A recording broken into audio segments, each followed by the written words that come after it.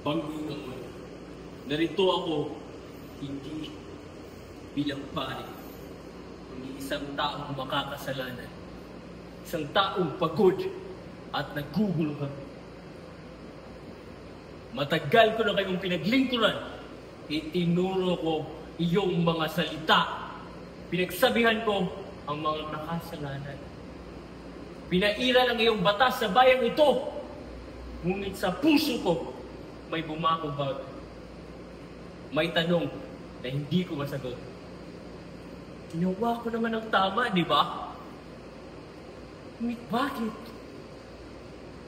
Si Maria Clara, ang batang pinalaki ko, ingatan ko at minahal ko. Parang sarili kong anak. Pero ngayon, tila may galit siya sa akin. At ako ang may kasalanan.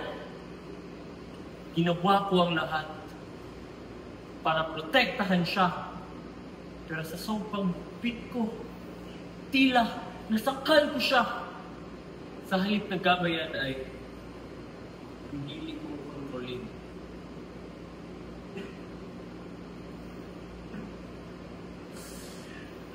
Patawad, Panginoon, sa pagmamalaki ko,